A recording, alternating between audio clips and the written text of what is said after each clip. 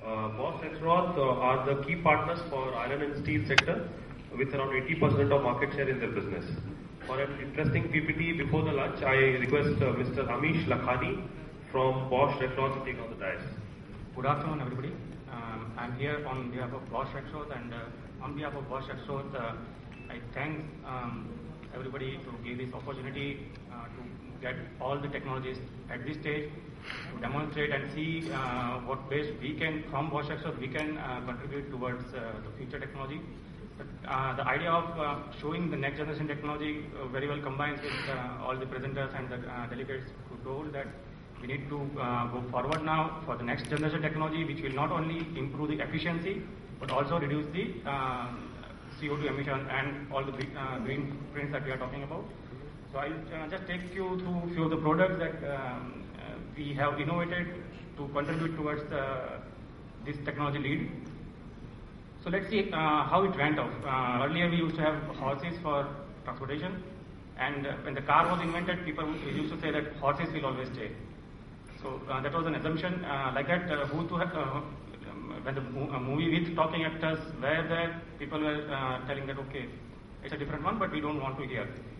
And the first computer which was developed by Mr. Bill Gates, he told 640 kb of the space is big enough for everybody. And we know that this is really old now. So what was there? A technology which was there, telephone, a big exchange, lot of people, lot of employment also. Or a photographer used to have, okay, smile, and he'll go behind the cab and he'll put a big flash, or a typewriter, or 1.2 MB of floppy disk. We know what we have now. So this is what we are talking about, the future of technology and how we use them. So how are the technology drivers? See, public and society is always there. We have a requirement of CO2 reduction, energy turnaround, new legislations that are coming for energy in the consumption, and how do we improve on our efficiencies. What do machine builders look at? Cost reductions, obviously, low commissioning and ease of use of equipment. The toolbox, as we said, toolbox means the minimum tools which are required to maintain the equipment. Not like now various tools for each size of nut I need different spanner. So how do we standardize them and give us compact toolbox to maintain certain equipment? And then obviously compact design, because space is always a problem everywhere. And what do end user need? TCO, as we said, total cost of ownership, has to be lower, as low as possible. Noise reduction, this is again a lot of rules are coming up now in noise reduction area, and it's going to be mandatory for a few of the equipments that will also, noise is also a pollution, and it's not only CO2 as we say. And it should be service friendly. So when we look at 2035, as India is progressing, we are looking at an energy shootout by 274% almost. So we will need additional energy to cope up with the requirement in 2035. So how do we generate that much of energy? There are two ways of looking at it. Either we generate that much of extra energy, or we save the energy what we have, or use it intelligently. So if we look at the split of that energy, almost 69% goes into drives and motors. So that's where our core competence is in. So how do we either generate the energy or save the energy what we have? In Rexroth we say 4EE, that is energy for Rexroth for energy efficiencies. And on a lot of R&Ds we have developed 4 levers who can systematically reduce the energy consumption. We'll see each of them. First is energy system design. That means now we have a technology of simulations. So when we have equipment design going on, we can do a lot of simulations and we see what is the optimum design required and not the over design. That means if the motor capacity is optimally calculated and simulated, basically we don't need to install additional power, and end of the day we save energy. Efficient components, obviously we have new generation technologies which are coming up and a lot of support from technologists sitting here. We have, if we can improve the efficiency of component itself, we can basically save the energy, because if the energy which are lost is converted into heat and the efficiency is obviously lower. Recovery is a very important criteria, because there are a lot of R&D going on where how do we recover the energies which is wasted. Right? If I take an example of a garbage collector in Europe, which is not very common in India, it will go to each doorstep, it will break, take the basket of garbage, put it in, and accelerate to the next door. When it is breaking, it will actually absorb that energy, store it for the next acceleration. Now this is what we call HRB technology, hydrostatic regenerative braking, and Bosch has already done a lot of R&Ds in this, and these are the different factors of how do we recover the energy. So if we talk about a mechanical part like flywheel, when the flywheel is running, it basically absorbs the energy. Or in electrical terms, we have a battery or a capacitor which will absorb the energy and it will discharge when it is really required. Fourth lever is a very important lever. When we say energy on demand, that means we are actually generating energy when it is only required and not every time. It's like switching off our lights which are not used in a room. Right, so we have a product which is known as Cytronix. It is basically smart interplay between electronics and hydraulics, and we are multiplying the effects and combining all the advantages of both the technologies. So it is going to generate only that much of energy which is required for a system. Let's see how it works. So when we talk about the initial or traditional way of hydraulics, we have a motor fixed displacement pump, and it is we have a lot of servo valves or proportional valves which are fitted in between the actuators and the hydraulic system. Now when we talk about the next generation system, we have an intelligent motor where we are going to control and generate the energy as much as it is required.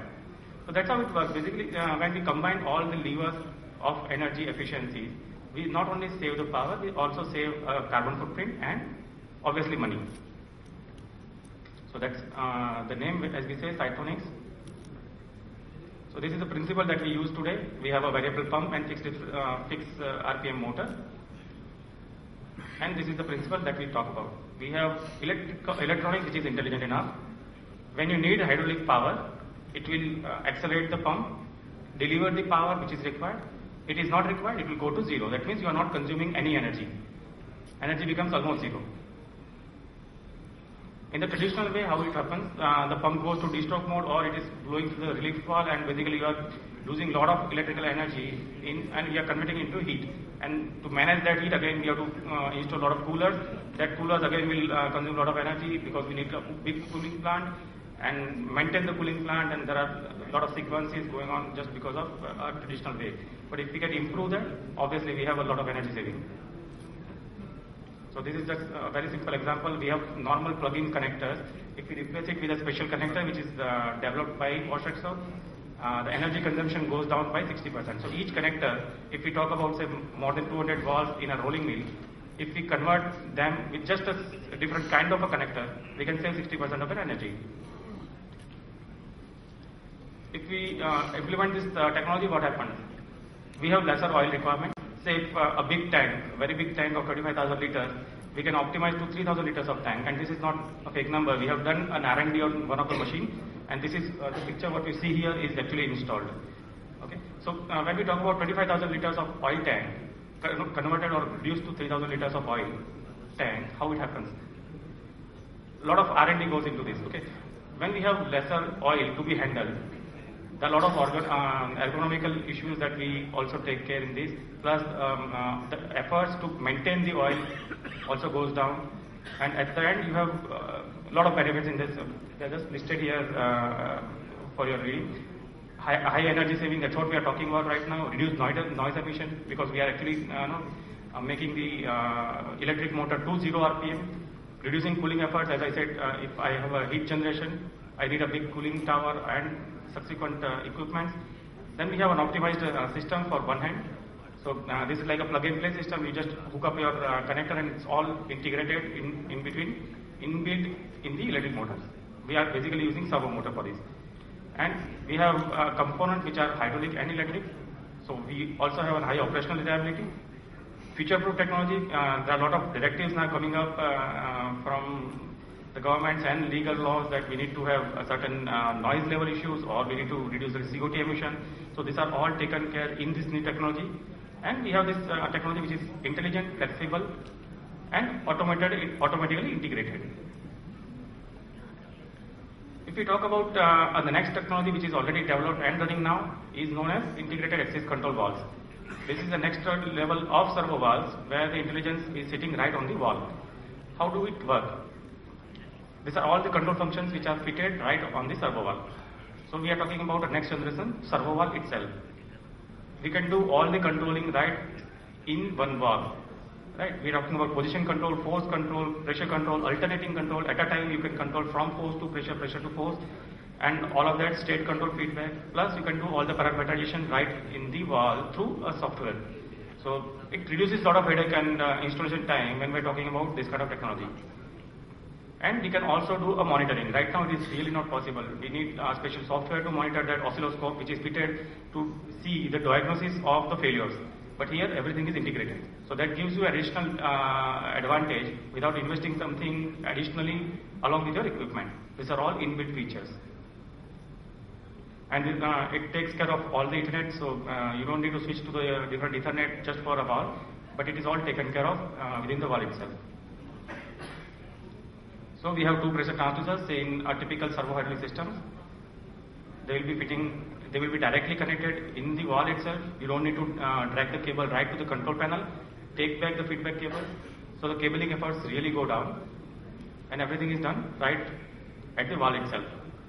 So this reduces a lot of cable work also for your team, and we are not talking about 5 meter or 10 meters of cable. When we are talking about the steel industry, we are talking about some hundreds of meters of cables. So if you are reducing the cable length and the disturbances which are carried away along with the cables, this gives a lot of advantage. And the traditional hydraulic systems, we have the range. We have proportional valves for direction function, pressure function, flow function, high response valves and servo valves. So it depends on the dynamics and accuracies what you need. We have the product. This is just a glimpse of the product range that we have in proportionals for high flow also. The cartridge valves up to 50,000 liters per minute. And high response valves for the frequencies that we are talking about is more than 50 Hertz. And servo valves, then we are talking about the frequency level which is limited by the machine and not by servo valve. And the configurators are available in this link. So we can just go click and it will give you the complete configuration of a valve. You don't need to run around behind the catalog to pull out the cables, pull out the catalogs and select the valve. And these are the technologies that we support to: furnaces, casters, rolling mills, cold rolling mills, and few of the measuring or supportive products in the contamination. This is one of the contamination monitoring device which is just 4-inch dial, less than a kg of weight and very user friendly. You can just plug in and it will show you the contamination level. And it also works with CAN or other adapters so that you can hook up completely in your plant sitting in the control room. You can monitor what is going on in the hydraulic systems. Plus additional components which are developed for the filtration systems, pressure line, everything. We have 6 layers of filtration technology which is not supported by any other suppliers. And that's filtration in the system. Actually we need a lot of time in this, so if anybody is interested, we can do a special day within your company with the proper group and we can demonstrate everything in a very detailed way. These are all the selection tools, plus you have a mobile app where you can download in Android or iOS and just start using this configurator. We also got a product award from IF for a very special design of filters, and these are the cross filters, breathers. These are all non-toxic, non-carcinogenic, which is very unique, and the legislations which are coming up from health organizations will also force to use these kind of things, which we are already geared up now. And a technology for removing water from oil, as we say, vacuum clean. And the special part is we are not heating up the oil. We are basically creating more vacuum so that the oil remains at 32 degrees, but still we are able to remove the vacuum from the oil. This gives a lot of advantage when, because of the reason that if we heat up the oil, it also deteriorates the chemical properties. Last slide. These are the innovations that are done. In the sense, we have a daily pattern in Bosch. Bosch files 18 patents on an average in 2014. 18 patents per day throughout the year. And that's what we in Bosch do. This is the future of workstation, as we say, a very small movie.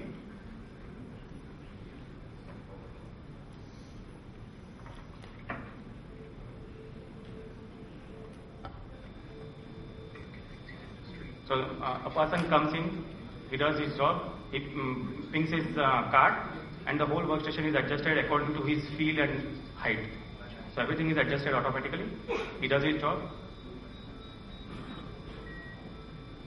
logs off, the next person comes in the workstation, and the height is adjusted, the language is adjusted, and the workstation is ready to use.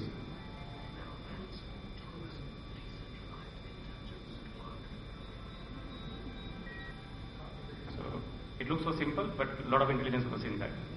And the second patent was for the mobile operated grass cutter. You can just sit in the home and relax, still the grass cutter is doing its job. So that's what we say, the future is what we do now. And thank you for your attention.